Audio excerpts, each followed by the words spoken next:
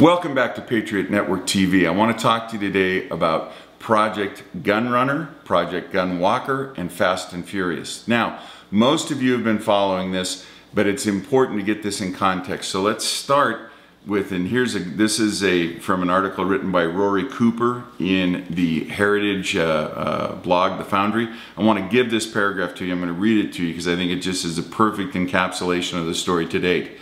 The U.S. government intentionally sells assault weapons to Mexican drug cartels. Those cartels use those weapons to kill, among others, a U.S. law enforcement officer.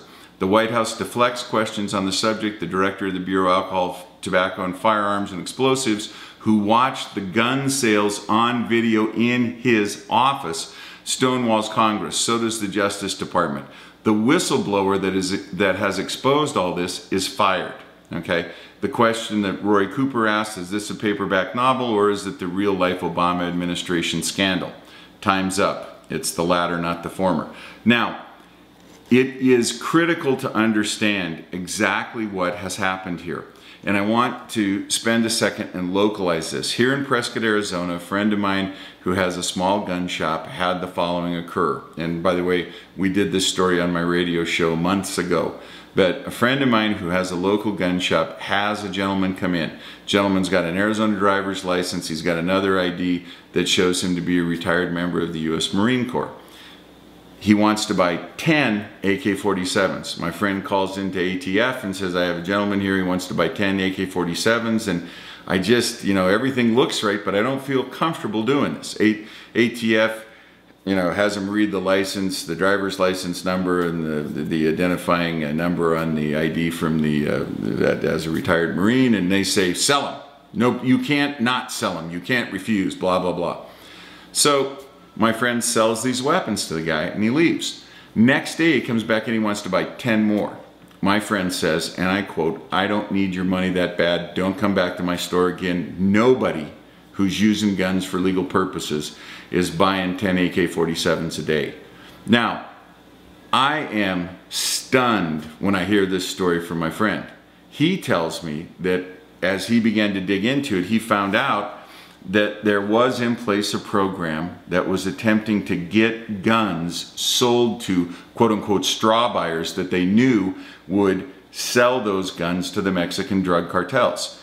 And when you read the written testimony of the agents involved, and Vince Cephala is the special agent for ATF, he had 24 years of service. He was fired after he helped expose the operation codenamed Fast and Furious, which was designed to purposefully put assault weapons into the hands of Mexican drug cartels so they could be tracked and they could collect intelligence. And now, according to the written testimony of Supervisory Special Agent Peter Forcelli, ATF agents assigned to the Phoenix Field Division with the concurrence of their local chain of command walked guns. ATF agents allowed weapons to be provided to individuals whom they knew would traffic them to members of Mexican drug trafficking organizations. Now, this is happening in the context of Hillary Clinton, Secretary of State, saying that individual licensed federal firearms dealers are the ones selling the weapons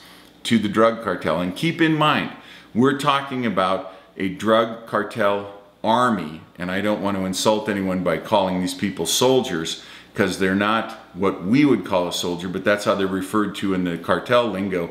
They have somewhere in the neighborhood between 150,000 and 200,000 soldiers in the drug cartels. So we're talking 150,000 to 200,000 semi-automatic weapons, AK-47s that are then converted to fully automatic, and 150,000 to 200,000 sidearms, say 1,000 rounds of ammo each. When you do those numbers, it's very, very difficult to argue that rogue gun dealers in California, Arizona, New Mexico are the seat of this problem. Fairly quickly you have to say, no, there must be a government involved. Oh, I don't know, maybe China.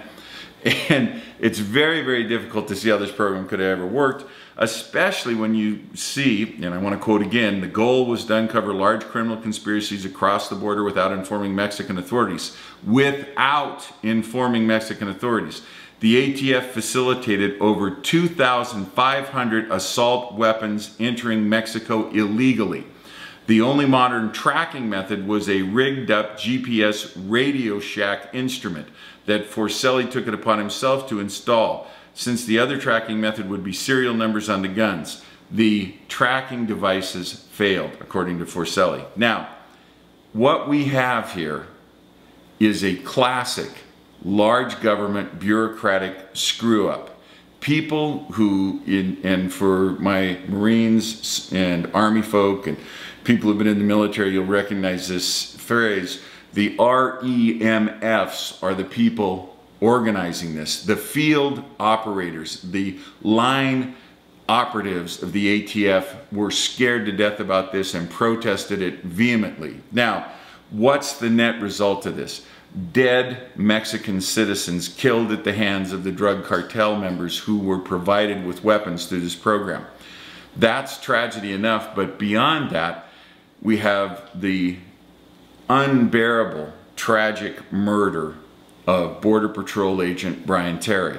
And let me just say this, every bit of information I could gather on this guy, he was a Marines Marine, he was a cop's cop, and he was the best that the ATF had. He was in the equivalent of their SWAT team. He volunteered, he did everything to the absolute maximum of his ability.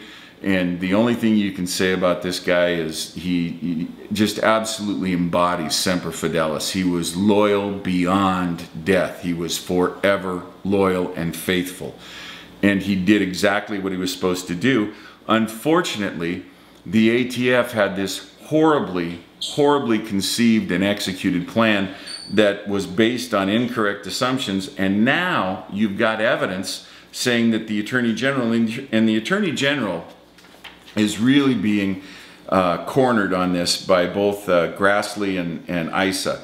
Grassley has said publicly on 2 occasions that we have to know exactly what the Attorney General knew and when he knew it. ISA has been much more critical. ISA has said that Attorney General Holder had direct knowledge of this program and was in fact instrumental in it being pursued. Now, Gun Walker and Gun Runner go back to 2006, 2007. Fast and Furious is specifically within this administration. And from a purely factual basis, there are indications that the Attorney General has given conflicting statements over this. If you look at the facts, he said, I didn't know about it until this date. Other people who work for him say, we told him, we briefed him 6 months before that. So I think that this is going to end up being a real scandal. This is, to me, this is the biggest scandal in this administration, and this administration is rife with scandals. So that is a very quick, that's about an 8-minute version of what's going on with Fast and Furious, and we'll do some follow-up on this, and we'll have more for you at a later date. God bless you, and God bless the United States of America.